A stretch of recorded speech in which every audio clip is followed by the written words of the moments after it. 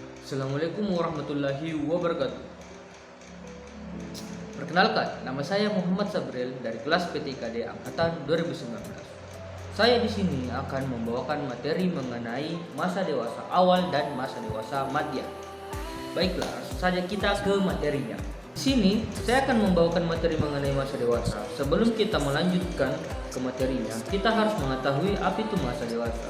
Masa dewasa menurut beberapa ahli psikologi, perkembangan dibagi menjadi tiga, yaitu masa dewasa awal yang berumur 18 tahun sampai 40 tahun. Masa dewasa madya yang berumur 41 tahun sampai berumur 60 tahun. Dan dewasa akhir yang disebutkan dengan usia lanjut pada rentang usia di atas 60 tahun. Pada materi ini, terlebih dahulu saya akan menyajikan dua tahap perkembangan masa dewasa, yaitu perkembangan masa dewasa awal dan masa dewasa madya. Dan bagian berikutnya adalah masa dewasa akhir atau lanjut usia. Kita bisa lihat dari ciri khas perkembangan masa dewasa. Pada masa dewasa dini, ciri khasnya itu memiliki usia produktif, kedua usia memantapkan letak kedudukan, ketiga usia banyak masalah, dan yang keempat itu usia tegang dalam emosi. Sedangkan masa dewasa madya memiliki ciri-ciri masa yang ditakuti, kedua masa transisi, ketiga masa penyesuaian kembali, dan yang keempat masa keseimbangan dan tak keseimbangan. Pada masa dewasa ini, ada pun berbagai tugas-tugas yang harus dilakukan. Pertama, tugas perkembangan pada masa dewasa dini. Pertama, memilih pasangan hidup. Kedua, belajar hidup bersama sebagai pasangan suami istri. Ketiga, mulai hidup dalam satu keluarga atau pasangan dan anak. Keempat, belajar mengasuh anak. Kelima, mengelola rumah tangga. Keenam, mulai bekerja atau membangun karir.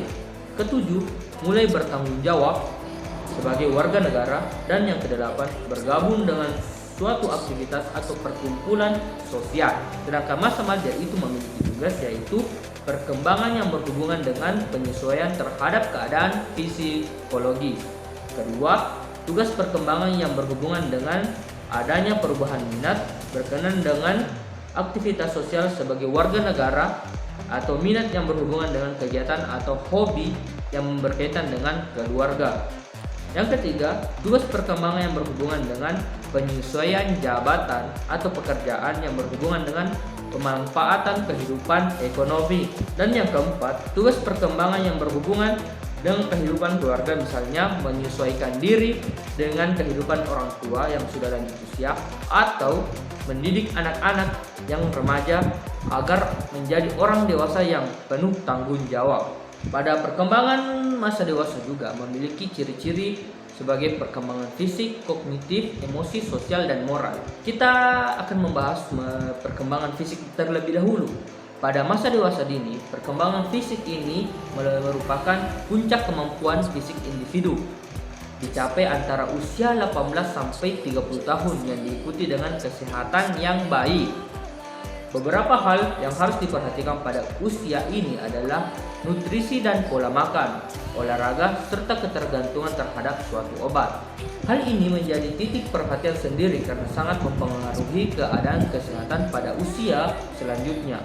Karena secara umum penurunan fisik mulai terjadi sejak usia akhir dewasa awal. Sedangkan perkembangan fisik pada masa dewasa madya, yaitu status kesehatan menjadi persoalan utama masa dewasa madya. Hal ini dikarenakan adanya sejumlah perubahan fisik. Melihat dan mendengar merupakan dua perubahan yang paling tampak pada masa ini. Daya akomodasi mata mengalami penurunan tajam pada usia 40 sampai 59 tahun.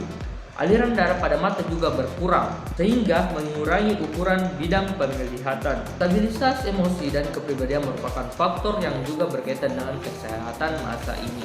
Ya, kita akan beralih ke perkembangan dewasa masa kognitif. Di sini, Cesius mengatakan bahwa ada beberapa tahap perkembangan kognitif pada masa dewasa, yaitu 1. Tahap mencari prestasi. tapi ini merupakan penerapan intelektual individu pada masa dewasa pada situasi yang melibatkan konsekuensi besar untuk mencapai tujuan jangka panjang. Tahap kedua yaitu tahap tanggung jawab. Tahap ini dimulai sejak masa dewasa awal. Pada fase ini terjadi ketika keluarga sudah terbentuk sehingga perhatian diberikan kepada pemenuhan kebutuhan pasangan dan anak-anak. Tahap ketiga itu tahap eksklusif. Tahap ini terjadi di masa dewasa madya. Individu bertanggung jawab tentang sistem yang ada di lingkungannya, baik itu di masyarakat maupun di lingkungan kerja, terutama yang berhubungan dengan keorganisasiannya. Tahap terakhir yaitu tahap reintegratif. Tahap ini terjadi pada masa dewasa akhir atau lanjut usia. Pada masa ini, individu akan memfokuskan pada kegiatan yang bermakna bagi dirinya. Pada masa dewasa juga, kita bisa lihat perkembangan emosi dan sosial. Pada masa dewasa dini, perkembangan emosi dan sosial sangat berkaitan dengan adanya perubahan minat. Kondisi-kondisi yang mempengaruhi perubahan minat pada masa ini adalah perubahan kondisi kesehatan, perubahan sosial status ekonomi, perubahan dalam pola kehidupan, perubahan dalam nilai, perubahan peran seks, perubahan status dari belum nikah menjadi status menikah, perubahan tekanan budaya dan lingkungan. Kondisi-kondisi tersebut di atas sangat menuntun orang dewasa pada masa ini untuk melakukan penyesuaian diri dengan baik.